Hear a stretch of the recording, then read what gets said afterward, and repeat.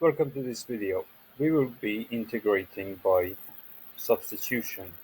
Normally the letter we use is letter U, and in our example we've been given the fact that what the value of U should be. But in general, if you haven't been told what to substitute to integrate, you can always have a guess that the factor under the square root is the value for U. Right, so this method works rather magically, but as I said before, this is really reverse chain rule hidden behind the scenes of U substitution. So what we can do is we differentiate the, the function here 2x plus 5, therefore we finding the derivative of du by dx. Okay, so we are going to differentiate u with respect to x, and we end up with a 2. Now, you can, at this stage, treat du by dx as a fraction and break it apart. What do we have here in the integral? At the end of the integral is a dx here. We're going to take the integral into another universe called u universe. Therefore, dx here, two lots of dx will be du, and dx therefore can be replaced with du over 2. Okay, this is that factor of a half that we would have put in front of the integral, but the substitution here will take care of that. Okay, so we've written, we rearranged the same equation to make x the subject. Why did we do that? Because in certain cases we will have to, well, uh, we will have to use limits, and those limits are in terms of x. In our case, actually, we've rearranged x to be the subject here because we have this single factor of x in front, and we need to have an expression for that. So, in our integral, what we are going to do is write that that x here as u minus 5 over a factor of 2. Multiply that by square root of u. Square root of u means u to the power of a half. And we said we are going to replace that dx with du over 2. Okay, this is coming from here, and this is the factor x in front of the bracket, is u over 5. Now, over here, we are going to factorize this 2 times 2, which is a quarter, and put it outside the integral because we only need it at the end.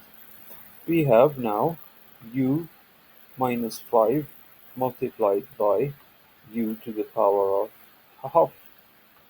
We can multiply the powers. We can multiply at the bracket and add the powers. This means that the integral will be a quarter of u to the power of 3 over 2 minus 5 times u to the power of a half, all with respect to the u. Now I'll show you on the next page what's the final answer here. On the previous slide, we had got to this stage where we multiply out the bracket. We ended up with this expression here. Now we are integrating with respect to u. Therefore, we will simply use the power rule. Add 1 to the power and divide by the new power. Adding 1 to 3 over 2 makes it 5 over 2. Think carefully about fractions. And dividing by 5 over 2 means multiplying by 2 over 5. Adding 1 to the power of a half will make it 3 over 2. And dividing by 3 over 2 means multiplying by 2 over 3. Now, we put a plus c in front of, at the end of the expressions here, because this is an indefinite integral. We don't have any limits to substitute in it. So,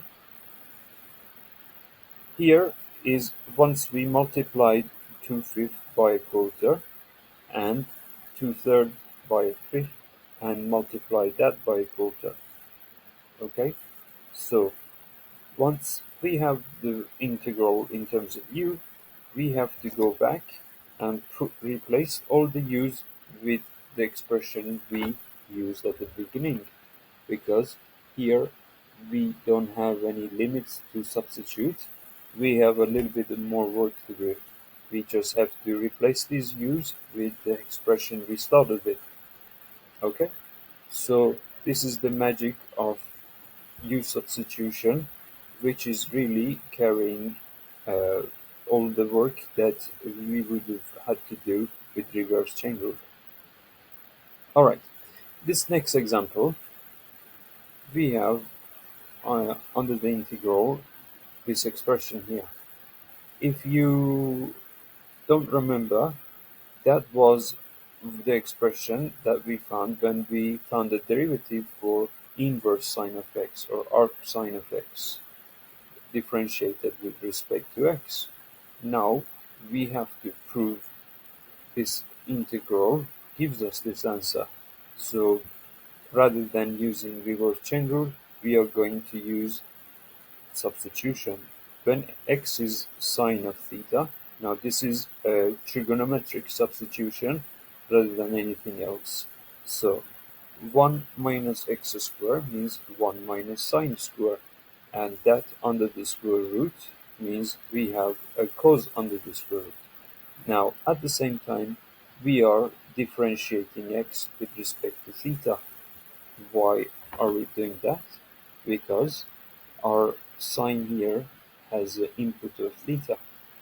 Differentiating x with respect to theta is cos theta, and we want to isolate dx because we need to somehow replace this dx with another expression in terms of theta.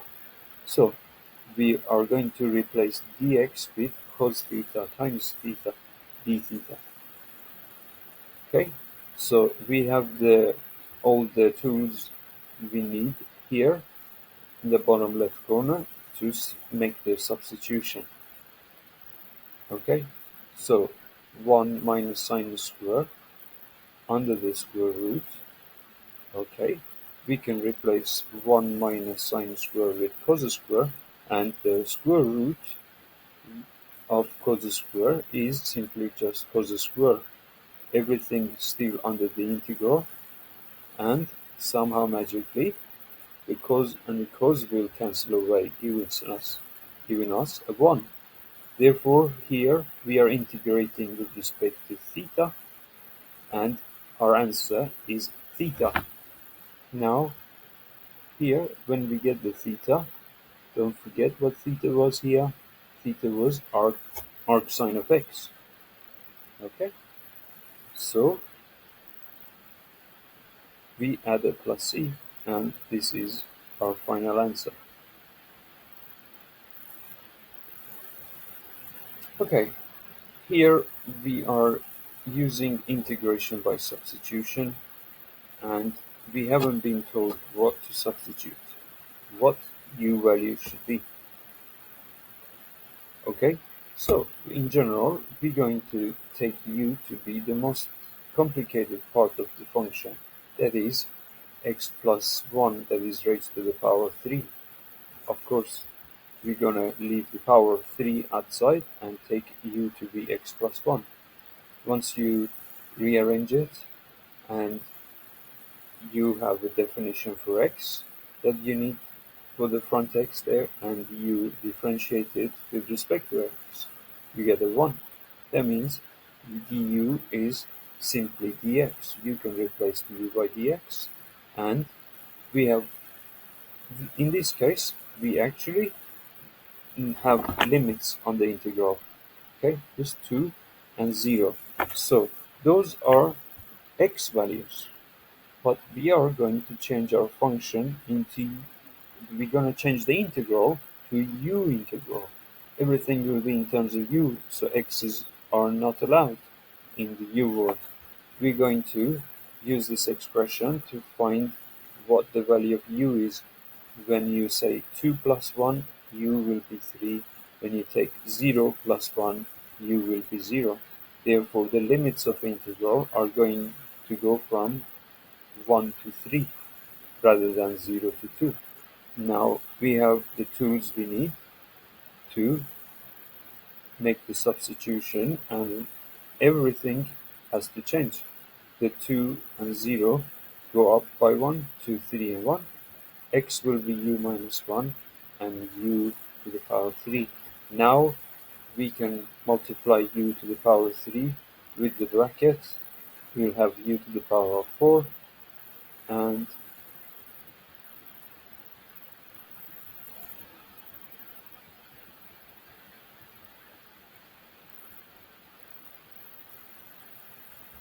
u and subtracting u to the power 3 from u to the power 4. Now we go and integrate. U to the power 4 will be 1/5 u to the power 5, and u to the power 3 will be u to the power 4 over 4. Now we can substitute 3 and 1 into the expression here, evaluate the expression, and we end up with 28.4. Okay, I hope you found this video helpful. Well, there is another question. In the fourth example, we have integral of cos x multiplied by root 1 plus sin x under the square root. So, under the square root, we don't have a sine square, therefore, and there is a plus sign between 1 and sine, therefore we cannot do a replacement. This is not a simple reverse chain rule. So, we take u to be 1 plus sine of x, okay, because that's the most complicated part.